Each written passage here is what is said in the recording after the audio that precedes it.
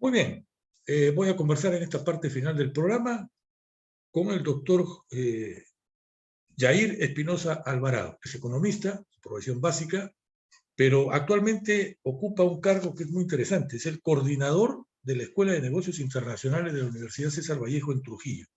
Y además, con cierta frecuencia y regularidad, escribe artículos de muy profundo contenido analizando la realidad de nuestro país. Yair, es un gusto saludarte, verte en este nuevo año 2022. Espero que el panorama que avisoras no sea tan negativo como el presente que vivimos. ¿Cómo estás? Fernando, gracias por la invitación. Acabas de escribir un artículo cuyo título es verdaderamente interesante de poder analizar. Culto a la ignorancia, lo has titulado. Explícanos por qué. Realmente en mí el hecho de saber cómo es que el Perú ha llegado a este caos en el cual vivimos actualmente. Y una de las maneras de explicar esto ha sido tratar de leer a algunos visionarios. En este caso el artículo lo veo al señor Isaac Asimov, un escritor muy reconocido en la década de los 80, y publica un artículo que me llamó mucho la atención para poder justamente comentar. Habla de que las personas le rinden un culto a la ignorancia. Suena medio raro esto, pero es así. No sé, en el parte del culto a la ignorancia él menciona un sofisma que se llama en la filosofía, es una falacia, una mentira que se llega a través de premisas verdaderas, que es lo que hablo en el artículo. Y es más o menos así, por ejemplo, tú eres una persona que ha estudiado, eres un ser humano igual que yo, por lo tanto, como tú vales igual que yo. Si tú has estudiado, tú deberías valer igual que yo en mi ignorancia, porque como seres humanos valemos lo mismo. Ahí está la parte del sofisma, de la mentira. Como seres humanos, claro que tú has estudiado y yo no he estudiado y aparentemente, pues, como seres humanos valemos lo mismo, pero académicamente no. De este tema hablaba también Marco Aurelio de Negri, y él decía, por ejemplo, mi opinión no vale lo mismo que la de un ignorante. No puede valer lo mismo. Y eso es lo que habla Asimov. Asimov dice que una de las maneras de querer validar este culto a la ignorancia, es decir, lo que vemos ahora en el caso del presidente, ¿no? Que él se ampara en decir, soy rural, soy docente, soy campesino, pero yo entiendo que los docentes rurales no creo que tengan la ignorancia que vemos ahora en el gobierno. No se puede respaldar en algo que no es real. Pero adicionalmente a lo que tú estás diciendo, que yo comparto incluso esta expresión del doctor de Negri, ¿no? Que es muy interesante y muy importante, está el hecho de que los seres humanos, como seres humanos en general, siempre tendemos a defender al pobrecito, no, qué lástima, este no tuvo las oportunidades que otros tenemos, ¿no? Y incluso hasta en el deporte, tiramos o nos tiramos a defender al más débil entre deportistas que se han preparado para enfrentar, para rivalizar. Siempre vamos por sentimiento, ¿no? Hacia los más aparentemente necesitados. ¿Influye eso también en el comportamiento de Castillo? Conocer la meritocracia, o sea, mejor dicho, que el comportamiento que tiene, lo que estoy mencionando en el artículo, es que no es nuevo. Si lo queremos comparar, y lo mencionaba en el artículo, lo mismo decía Evo Morales, lo mismo dice, en este caso, Maduro, y aunque parezca mentira, lo mismo dice Donald Trump. ¿Qué estoy diciendo con esto? Que no es derecha, no es izquierda, no es centro. Claro. Es una conducta que se ha arraigado en mucho tiempo, y lo que hablo de Asimov, le hablo más o menos del inicio de la década de 1980. Intelectualismo, o sea, que es una idea de decir, yo cómo puedo estigmatizarte al decirte, ah, tú te crees mejor porque has tenido una buena universidad, eres mejor porque tienes dinero, o sea, castigo a la educación. Y el hecho de que tú seas de la costa, o si eres una persona que estudia en una universidad y yo soy una persona que no ha estudiado, pues yo te pongo a ti en una élite intelectual, que es como ellos le llaman. Tú perteneces a esa élite intelectual, a ese grupito que ha estudiado y que ha podido. Entonces ahora me toca a mí. Pero nos damos cuenta que el remedio es peor que la enfermedad. El asunto, adicionalmente a eso, es que puede ser una persona ignorante, vamos, comparativamente con uno que estudió en una universidad de prestigio, ¿no? Pero lo que Dios nos dio a todos es sentido común, criterio. Porque si yo no conozco de negocios internacionales, tengo que buscar a una persona que sí conozca para que me ayude a tomar decisiones, en donde yo puedo ser tan capaz como el docente de negocios internacionales, la intuición, la experiencia.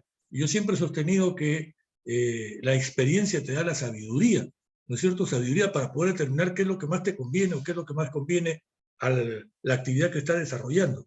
Eso en Castillo no se ve, ¿verdad? Se ve ni lo quiere hacer. Y eso lo vemos en los ministros y en los constantes desaciertos que tienen nombrar a sus ministros, a la gente de cargo público. O sea, esto es reiterativo y esto va a continuar. El problema realmente es él. El problema no son los ministros. El problema es quien los nombra. Y él tiene que asumir que todo el entorno que tiene es claro que no es el más aparente.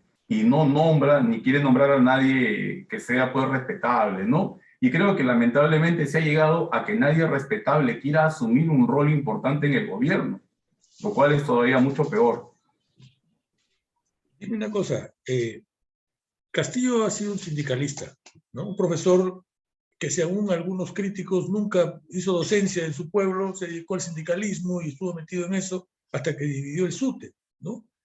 Y la formación mental del sindicalista es la del peleador callejero, o sea, no les interesa que sus seguidores o sus afiliados tengan mejoría en su calidad productiva, sino en que hay aumentos tanto para el que trabaja como para el que no trabaja, pero que todos ganan lo mismo, ¿no?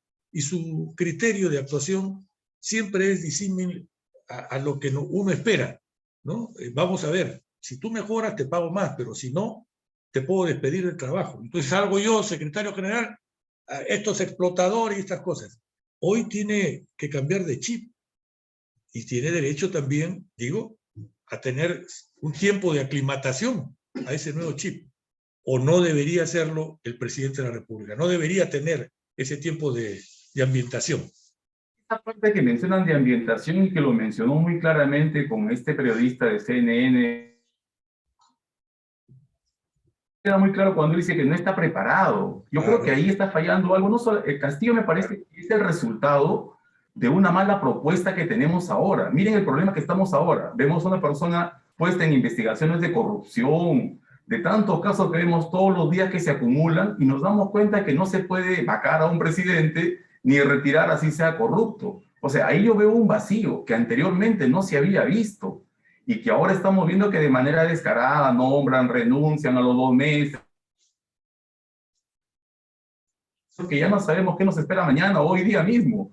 Entonces, yo creo que ese tipo de aclimatación que hablamos, en una entrevista anterior habíamos visto contigo cómo se gobierna en China. Y esto es algo que se da hace miles de años, en el cual la gente que postula tiene una carrera pública. O sea, no es que nadie aparezca de la nada, y lo digo no solamente por el presidente Castillo, igual podemos decirlo por la aparente oponente Keiko Fujimori, o sea, qué cargo ha tenido como alcaldesa, como presidente regional, o sea, no han demostrado una como una falencia. Acá le llamamos el outsider, y es alguien que aparece de la nada y de frente tiene un cargo público. El caso de Castillo, digamos que es lo peor que hemos visto hasta ahora, ¿no? Alguien que era un profesor de una escuela rural y como bien tú lo mencionas, ni siquiera profesor con estudiantes, ha llegado al cargo máximo del Perú. Y nos llega a decir en nuestra cara que está aprendiendo y que el Perú es su escuela. Muy bien, permíteme hacer una pausa, Yair, para continuar después de la misma conversando sobre esta situación que nos agobia a los peruanos, porque no sabemos, y lo has mencionado muy rápidamente, qué puede pasar entre hoy, mañana y la semana siguiente en nuestro país. Una pausa y regreso con el doctor Yair Espinosa Alvarado. Muy bien, converso con el doctor Yair Alvarado Espinosa, catedrático de la Universidad César Vallejo de Trujillo, coordinador de la Escuela de Negocios Internacionales. Yair, el señor Pedro Castillo nos ha dicho a todos que está aprendiendo a ser presidente. No ha dado pie con bola en la designación de sus primeros ministros. Y a estas alturas hay gente que sin que todavía le diga, ¿quién quiere ser? Levanta la mano, yo estoy dispuesto a trabajar por mi país. Caso Jorge Nieto Montesinos, en su momento también se dijo de Daniel Albugataz, aparece Johnny Lescano en el escenario. Primero, dame una opinión sobre estos personajes y luego sobre, digamos, qué persona crees tú que podría, en este caso, asumir esa responsabilidad enorme, no solo por lo que vivimos como país, sino por lo de adentro, lo que no se ve normalmente y que anoche fue puesto al aire por Mirta Vázquez.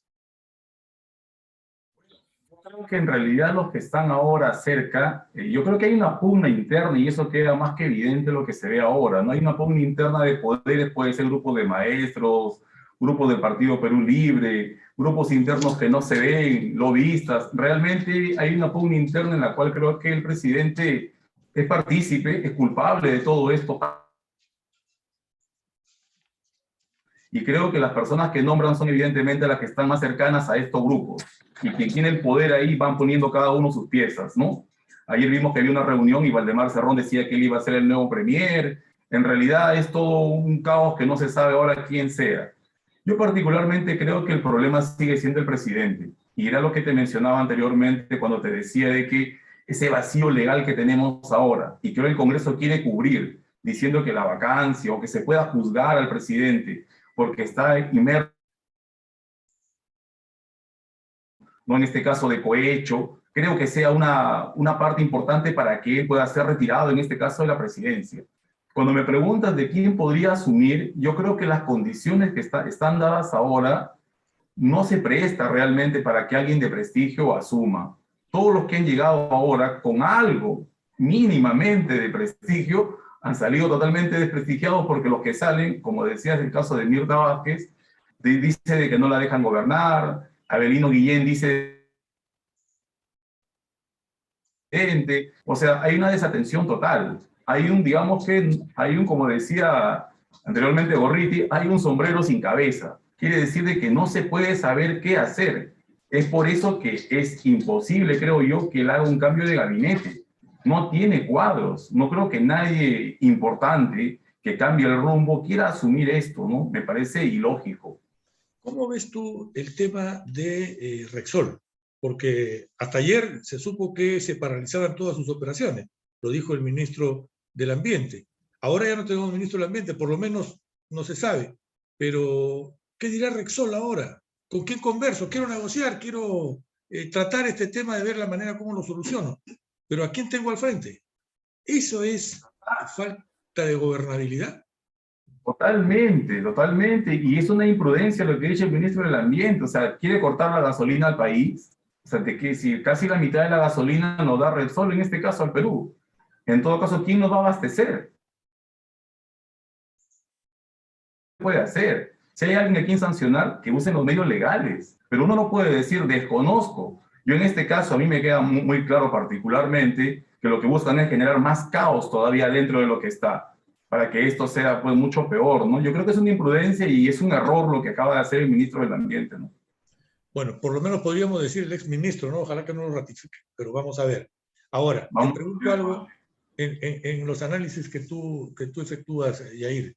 El mismo Castillo ha dicho de que él para ser candidato a la presidencia necesitaba de un partido y por eso le tocó la puerta a Vladimir Cerrón, ¿no? Y Vladimir Cerrón lo buscó también para decirle, si yo no puedo ser candidato a la presidencia, tú vas de presidente, yo voy de vicepresidente y Dina Boluarte de la segunda vicepresidenta.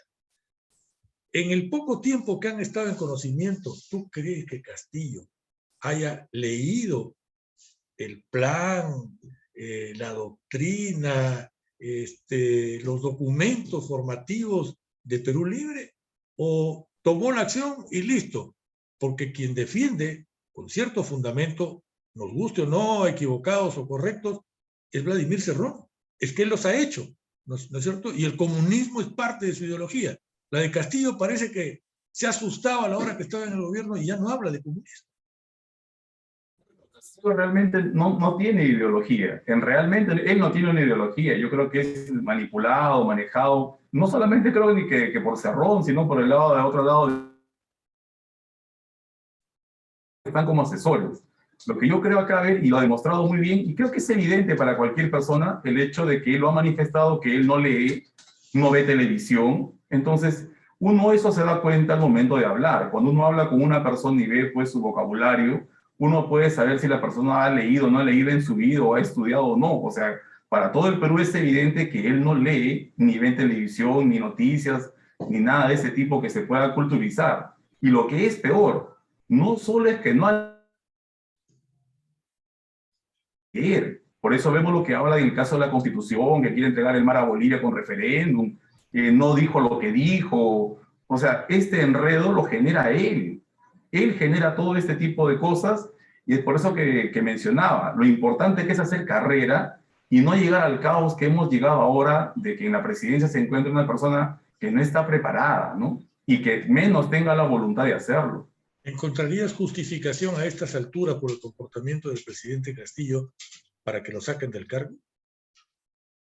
Justificable esto, porque hasta puede ser corrupto, es injustificable, puede ser corrupto, lo tenemos a Toledo, puede que no le importe el país, el mismo Toledo, por ejemplo, nombraba a ministros por lo menos regulares, respetables, y el Perú ha tenido crecimiento en esos años, y el presidente estaba ausente, no quiero hablar más de Toledo, pero sabemos lo que hacía, él no estaba ahí, hablaba igual que él, o sea, se llenaba la boca de populismo, pero los ministros en ese momento, yo creo que han dirigido bien el país de manera general.